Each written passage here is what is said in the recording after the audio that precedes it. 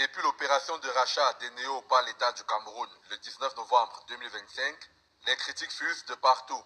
L'expert financier Eugène Yambal dénonce une négociation calamiteuse et se dit scandalisé par ce qui se passe au niveau du budget et du coût réel du rachat qui est de 78 milliards de francs CFA.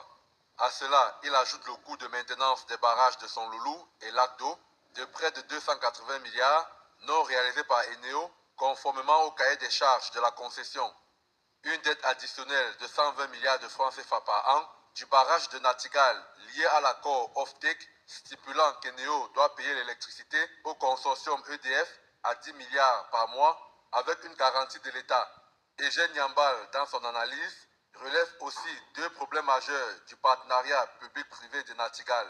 Le premier, Eneo qui était insolvable car plombé par une dette de plus de 500 milliards de francs CFA.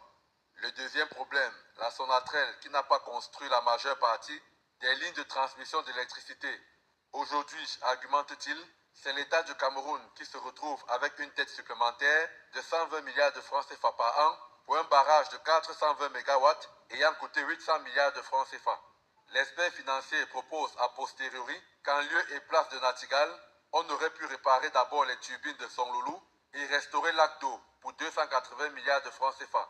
En revanche, le gouvernement semble indiquer que cette renationalisation d'Eneo serait bénéfique pour l'État et les consommateurs. À cet effet, le ministre de l'Eau et de l'Énergie, Gaston Eloudou Essomba, a promis qu'il y aura une lutte contre la fraude électrique dont les dommages sont évalués à 60 milliards de francs CFA par an. 15 000 compteurs intelligents seront installés dans les postes MT-BT. La dette de l'entreprise sera progressivement résorbée.